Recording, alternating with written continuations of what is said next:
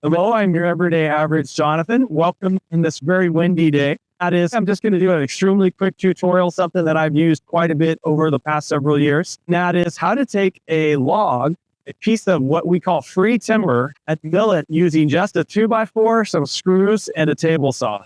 It should be a quick tutorial. Let's get to the shop and get started.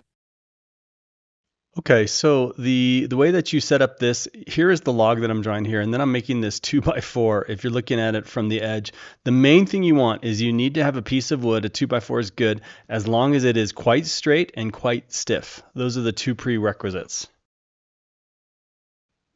Okay, so take my word for this. We won't get into the explanation as to why, but whatever diameter your log is, let's just say you have an 8-inch diameter log, the one thing that you're really going to want to make sure of is that that piece of material, the straight 2x4 or whatever you're going to use as the guide and the runner, should be greater in width than the radius of the log that you're using. So if your log is 8 inches in diameter, then you're going to want to use a 2x6. If your log is 6 inches in diameter, then a 2x4 should just be fine. Just take my word for it. You'll understand probably when you start setting it up.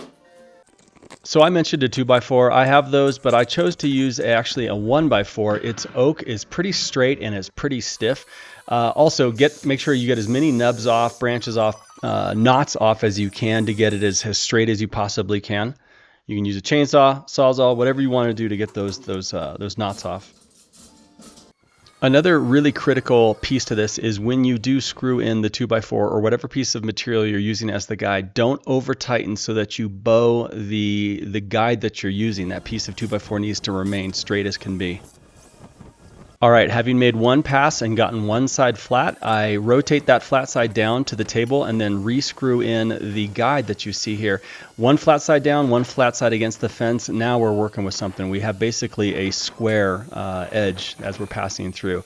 Each time as you see me pass something through here, because my saw blade doesn't get entirely through the log, I just invert it, bring it back through and hit it from both the top and the bottom, if you will, therefore cutting more boards. This will take a lot of passes, and each time you're going to get it a little bit more square, a little bit more true.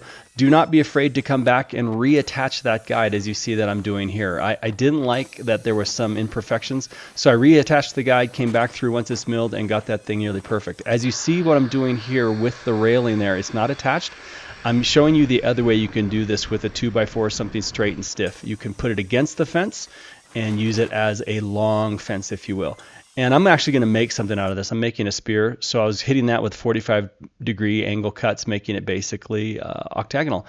I hope this is informative. Essentially, if you have a table saw, now you have a method to mill your own logs.